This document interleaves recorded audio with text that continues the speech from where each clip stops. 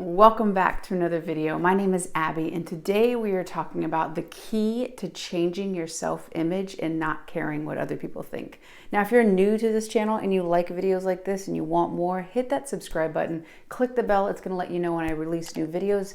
And if you really like this video, a great way to support this channel is hit that like button. It's quick, it's easy, and it really helps spread this information. So back to the video. The key to changing your self-image and not caring what people think. So let's talk about it. What is self-image?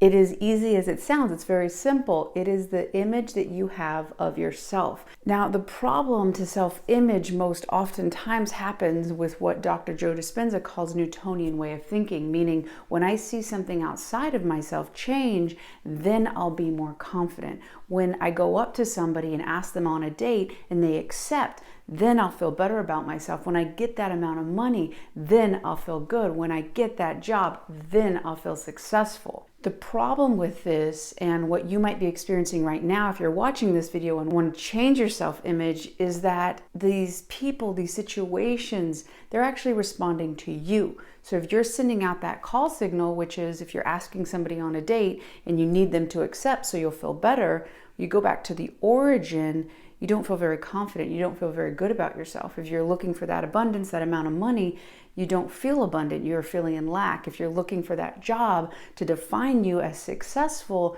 you're not feeling successful. So understanding that your environment right now, your external situations are simply amplifying what you feel. Now, they are simply barometers. They're simply a data point. Rather than seeing that outside reflection of you as a limitation, simply seeing it as an external reflection of how you're feeling. This really is the fundamentals of manifestation, which it's revealing how you really feel about yourself and taking responsibility for it, and also empowering yourself to see how much influence you have over your life and how you can actually change it by changing how you see yourself. So what I'm saying is that everything in your life right now is reflecting how you deeply feel, unconsciously feel about yourself. You've given a series of meanings and interpretations from when you were younger, and this happens from the last trimester of your biological mother into 7 years old. That's the heaviest part of this, and the reason being is because the brainwave you're in. You're in theta brainwave, which is basically the same brainwave that's synonymous with the subconscious. So basically, all the things you were watching, all the influences that you were having, the environment you were in regarding relationships, regarding success and abundance and money and career, those are all going straight into your subconscious. And so you right now could be living off of those beliefs and not even understanding it. You seeing yourself a certain way and not even remembering the situation on why you felt that way. So potentially, if it's about relationships and you don't feel very confident and you see yourself, your self-image is someone who's not very good with going on dates, or just somebody who no one else wants to date. Potentially when you were younger, somebody might have said something, even they were just kidding. It doesn't matter if they were kidding or if they were serious. What the thing matters is how you took it. You took it to mean that you're less than, that you're not worthy, that you're lower. And you took that meaning, you basically put it on like a coat, and you've been wearing this your entire life, living through the perceptional lens that this is true. And what we have in our life and in our mind is basically a cybernetic mechanism. This is a fancy way of saying your self-image. Another way to say is your self-concept, how you see yourself, and it's your thermostat. So if you see yourself as an unattractive person, is somebody who doesn't make a lot of money, is somebody who's always struggling, you basically will live life through that perceptional filter with those beliefs. So you'll look out into the world and all the possible situations going on, you'll block out the ones that disprove that to be true. So if you're feeling like that you'll always be poor, you'll always be in poverty, you'll always live in lack, you will literally look out into the 50 million bits of information. That's according to Dr. Bruce Lipton. Every second we are taking in our subconscious 50 million bits of information. We can only process 40.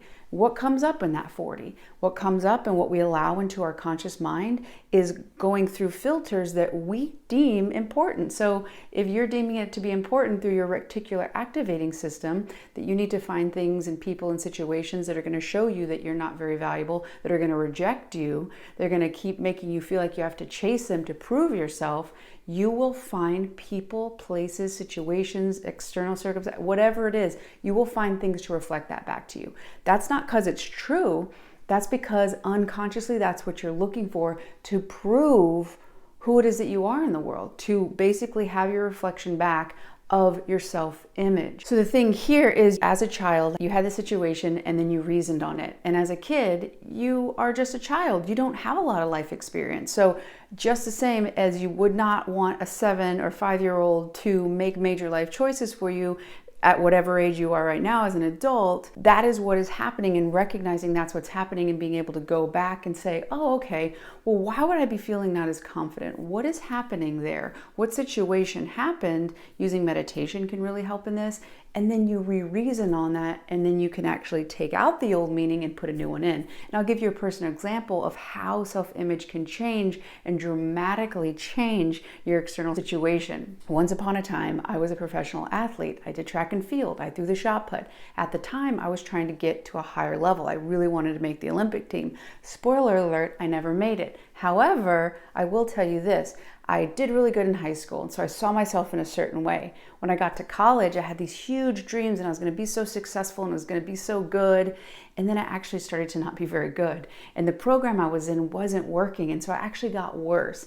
In college, after years of training, I was actually worse than I was in high school. That was a huge detrimental blow to the image I had of myself. So every day, as things started getting a little worse, in my opinion, in my perspective, I started finding more and more things to prove how bad they were and to prove how far away I was from the thing that I really wanted.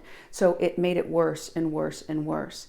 Basically, at one point, I heard somebody who was successful that I really looked up to in terms of the success as an athlete, and they told me that you had to be, that she was the 60-foot thrower. She was that elite athlete before she ever did it. That was really the first time I heard the concept, the idea of your cybernetic mechanism. She would pick up her bag as that successful thrower. She would walk in the ring as a successful thrower. When she left practice, she inside her body would be that person already. Sounds a lot like Neville Goddard living in the end. So I started doing this. I started becoming that person. I started imagining and I started to look for things that would prove that I was a successful thrower. Automatically, I'm shifting away from the old self-concept, the old self-image, that I was a failure, that I was a washout, that I didn't have anything to give anymore. And I started to shift into that perspective of, okay, well, what if? What would it look like if I was successful? How would I know if I was starting to be successful? And as Dr. Joe Dispenza talks about, when you ask that question and your frontal lobe will look out and into the old neurological path that you have and basically rewire them, and that is basically your new intention. So using this method, it took me from a failed college athlete to making a USA International World Championship team. I was able to represent the US and Spain at an international competition. It was an incredible honor that I never would have had if I wasn't living that version of me in my body and I had changed my self-image before I ever saw a distance, before I ever saw success. I had to be it and then I saw it. So the key to changing your self-image and not caring what other people think is to change the way you see yourself. And then what you see will change. You'll be able to look out into the world and start to look, okay, well, what if I am confident? What if I am good at talking to people that I'm interested romantically? What if I am good at making money? What if I am good and can possibly have this job that I really desire, this dream life? And you start stepping in that. You start to change and then visualize yourself in that new self-image. You start becoming that. Then you start radiating it out, actually sending out an electromagnetic signature that is in alignment with that version of you. The thoughts are the electrical part and the feeling is the magnetic part. As you do this, you're literally radiating a new frequency. Look at Dr. David Hawking's chart. You can see that all of these levels of consciousness are essentially just different ways of thinking and feeling. Just the same as there's different radio stations on right now. If we had a radio, we could could put on rock, we could put on country, we could put on jazz, whatever it is. We're just tuning into that. So how you're thinking and how you're feeling, starting to see yourself, think and feel differently about yourself, you're going to radiate that out. And as you do, people are going to pick up on that frequency, the people who are in alignment with that and can reflect a different reality to you. And you will basically start to see that reflected back to you. It'll reaffirm, it will have that confirmation bias. You will then go deeper into that, radiate it more, and that cycle just continues. The same thing can happen in a detrimental way, which I said earlier about my story with getting worse. When you see yourself differently, what you see will change. And what happens where you don't care about what other people think?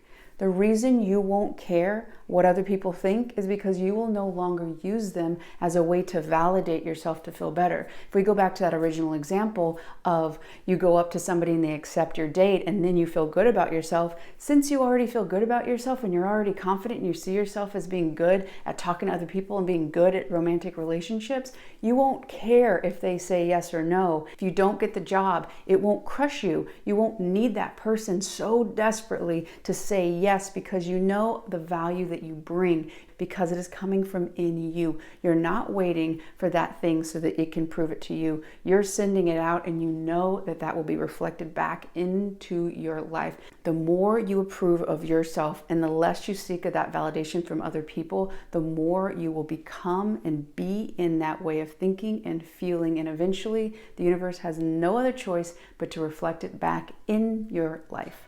I really hope you enjoyed this video. If you have, click subscribe. If you haven't done so already, like this video, and I'll see you on the next one.